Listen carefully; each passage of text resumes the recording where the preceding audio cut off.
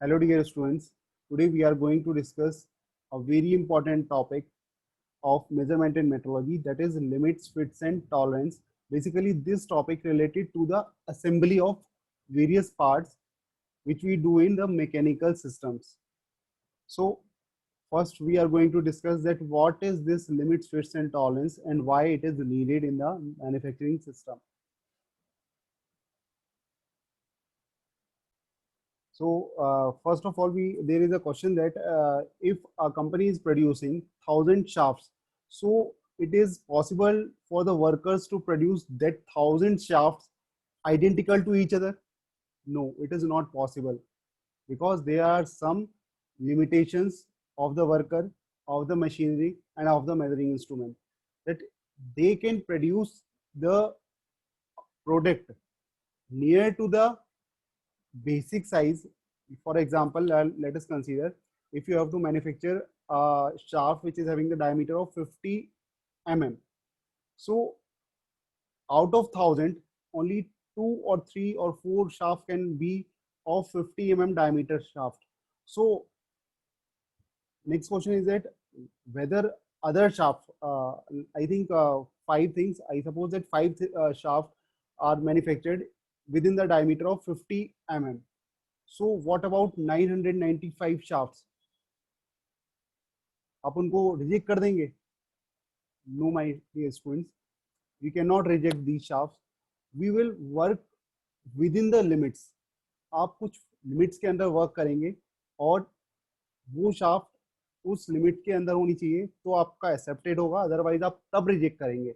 So these are the some points which are responsible for using limits, fits and tolerance. So first part is no two part can be produced with identical measurement by any manufacturing process, as I have already told you right now.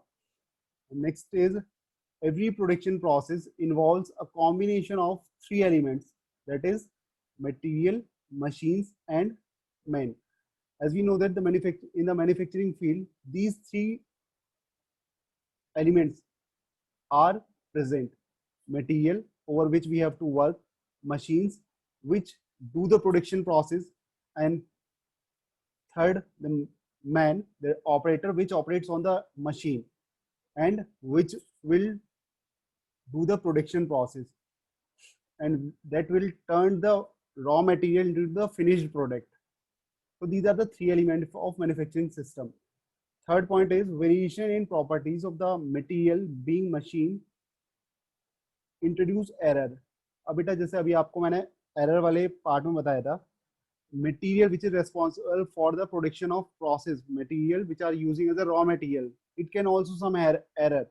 So we have to opt certain type of raw material which is considering less amount of defects. Second, fourth one is the production machine themselves may have some inherent accuracy. The machinery that you are using in the production process, they are not 100% accurate. There are some inaccuracies which is inherent in the machinery part. So this is also responsible for the variation in the production size on the manufacturing size. And the last one, it is not possible for any operator to make perfect settings while setting up the tools and workpiece on the machinery. Therefore, some errors are likely to creep in. Human being is not also 100% accurate. It is also having some accuracy. For example, uh, there are 60 students in our class. So each student is not having the same accuracy. Each student does not get the same marks. Some student get the highest marks, some student get the lowest marks. So this is the accuracy of the person. So in the same way, operator will do under different accuracy with different efficiencies. Okay, so these are the 3 parts on which we will provide limits, fits and tolerance to the part which is to be manufactured. Okay, I think this is clear to you. Now the question is why we study limits and fit. What is the need of studying limits and fits? So the first is to it is very difficult to achieve exact size. जो मैंने अभी आपको बताया कि if you have manufactured 1,000 shafts and only you have achieved 5 shafts according to the 50 mm diameter, so what about 995 shafts? So this is the reason we should have the knowledge of limits, fits, and tolerance. Second is establish boundary within which deviation from perfect form is allowed, but still the design intent is fulfilled. What we do in limits, fits, and tolerance, suppose we have to manufacture shaft of 50 mm diameter. So we will provide some deviation over that 50 mm diameter. For example, we provide plus minus 2.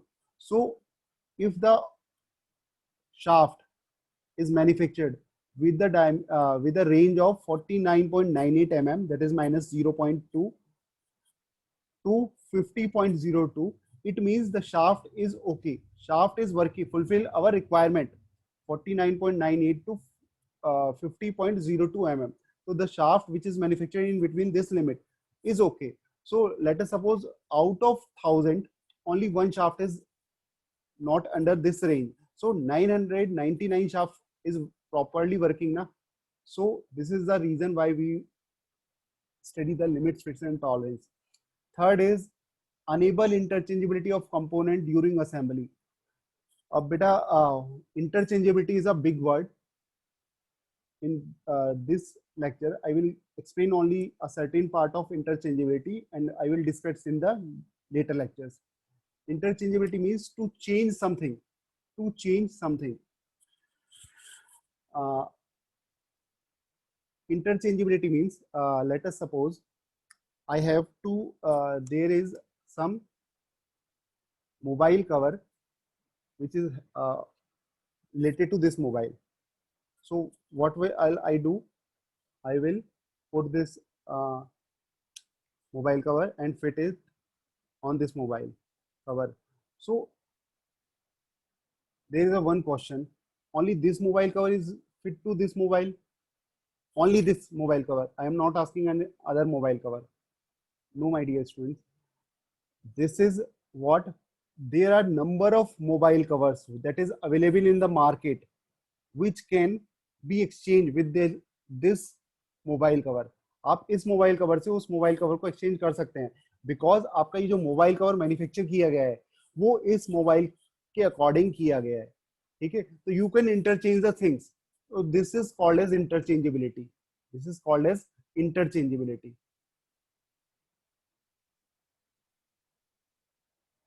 I think it is clear why we are going to study limits, fits, and tolerance.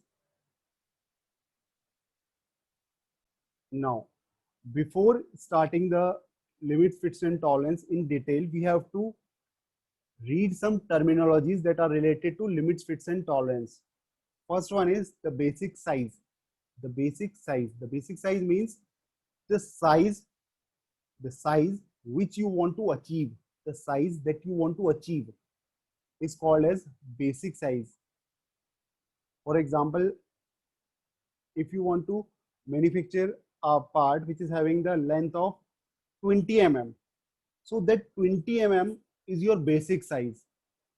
If you want to produce an object of height 10 mm, then that 10 mm is the basic size.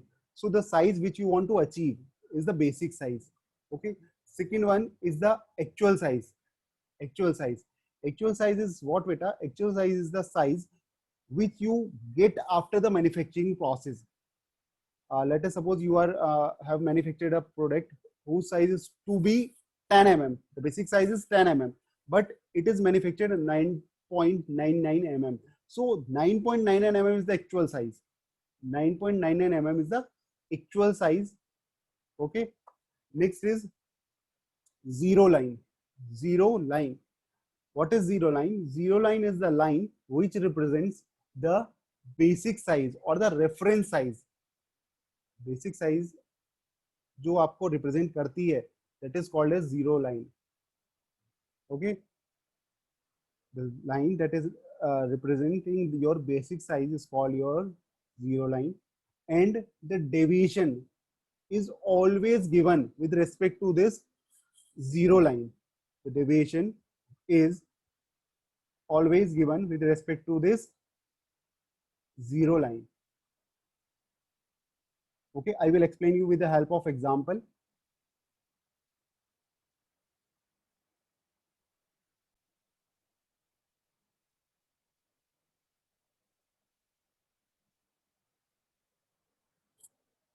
This is a diagram which is showing you the zero line. Let us suppose there is a line. This is your zero line, and the size below this line is your basic size. So what we say, zero line is the line which represents the basic size, or it is the reference line which indicate the basic size. Okay, I think this is clear to you, the line meaning of zero line. Next is beta limits of size. Limits of size. And the limits of size means the limits of size is the maximum permissible size and the minimum permissible size with respect to the basic size. The maximum permissible size and the minimum permissible size with respect to the basic size. Now let us consider we have to manufacture a part of 50 mm size. 50 mm. We have to make a part of 50 mm. Then this 50 mm is represented by this zero line. So the maximum size is this one above this line, or the minimum size is below this line. So this is the maximum size and the minimum size.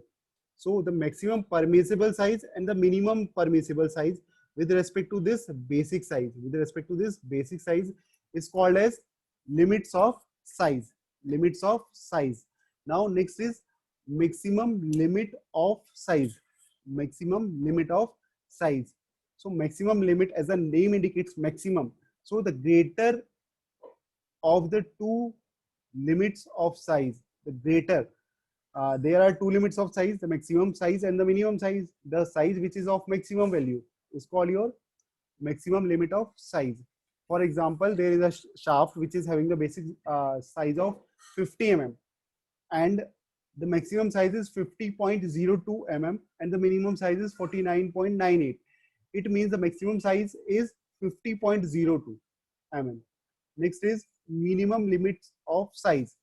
The minimum limit of size means the minimum value of that limit. For example, I have told you maximum size is 50.02, the minimum size is 49.98. And next is shaft. Shaft is basically a part that will designate the external feature of any part. Shaft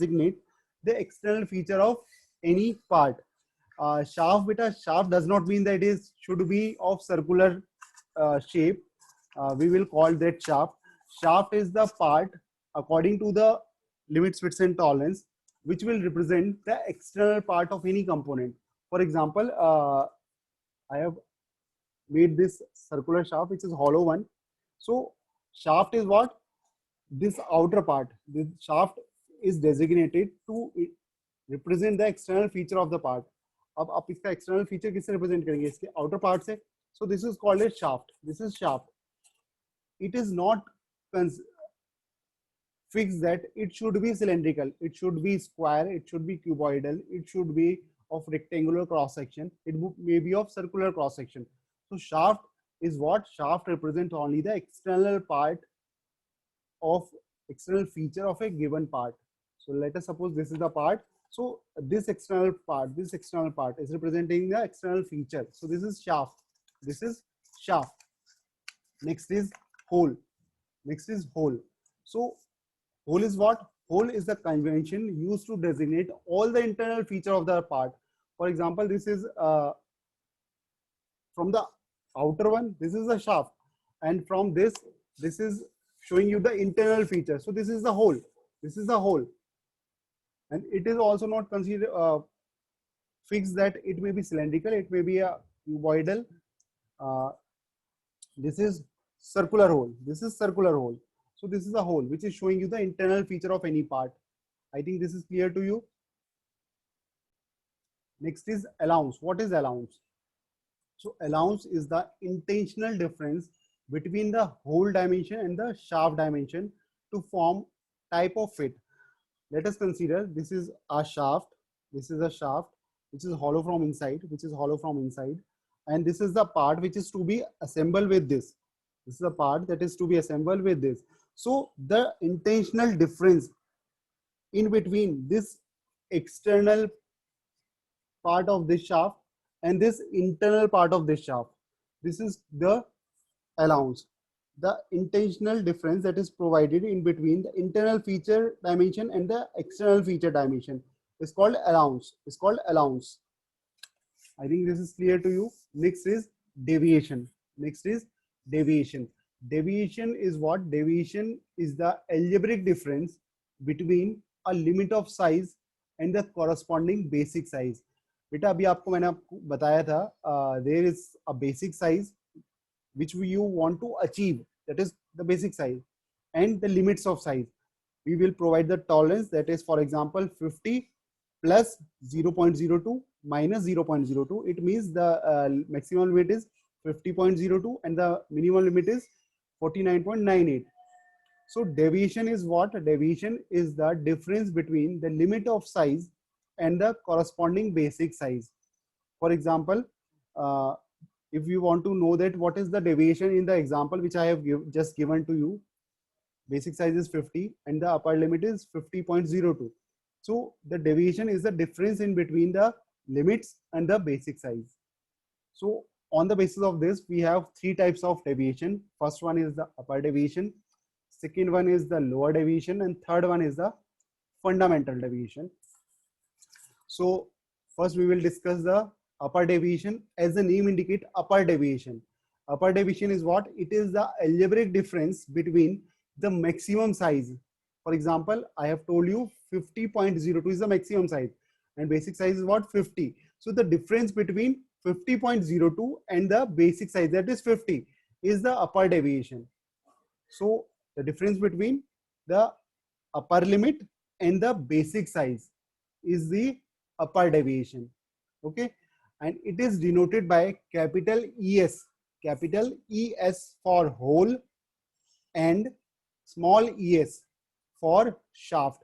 बेटा आप ये ध्यान रखिएगा, whole के लिए आप हमेशा always capital letter use करेंगे और शाफ्ट के लिए ऑलवेज स्मॉल लेटर यूज करेंगे. सो ES is used, capital ES is used for hole, upper deviation, and small es is used for shaft, upper deviation. Next is lower deviation. Lower deviation, as the name indicate, lower. So it is the algebraic difference between the minimum limit of size and the corresponding basic size. So what will be the lower deviation in case of example which I have given you? That is 49.98, this is the minimum limit, minus 50, that is 0.02 with negative sign. So lower deviation is -1 in this example. So it is represented by capital EI for hole. This is the convention for representing lower deviation, capital EI for hole and small ei for shaft. Now next is fundamental deviation. Fundamental deviation is what?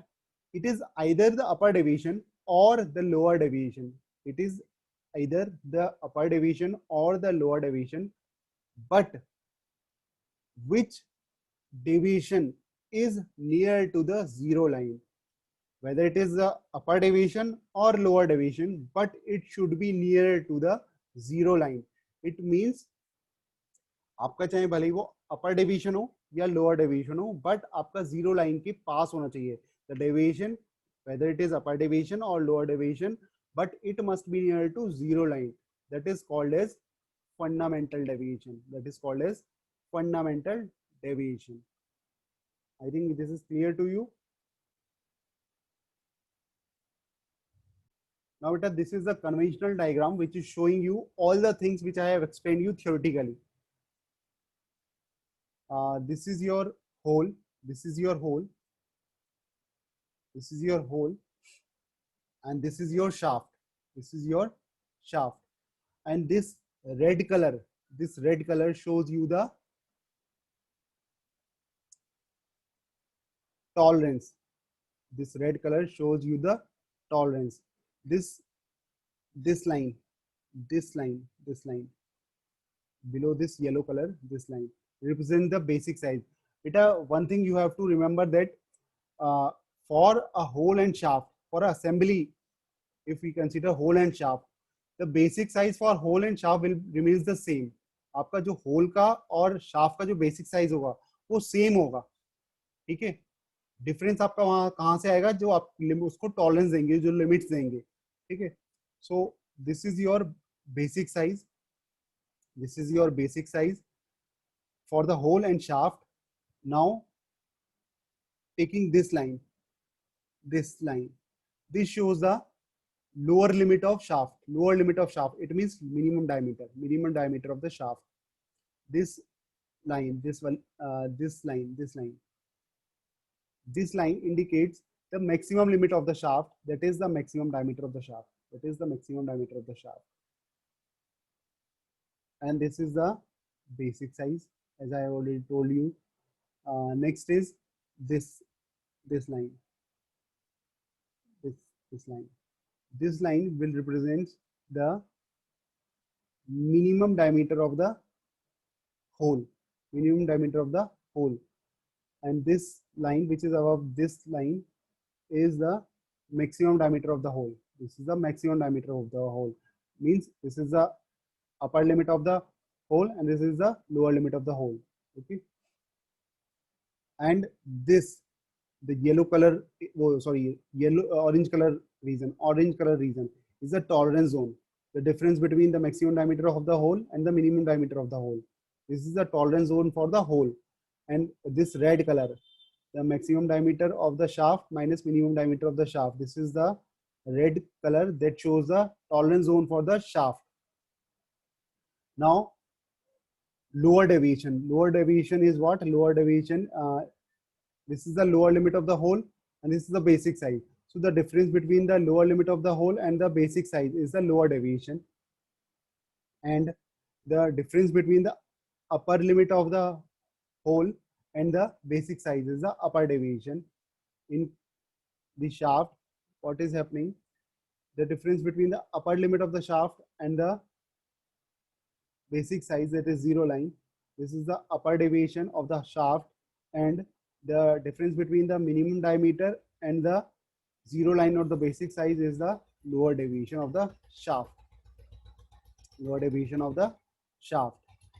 And this basic size represents the zero line. This basic size represents the zero line.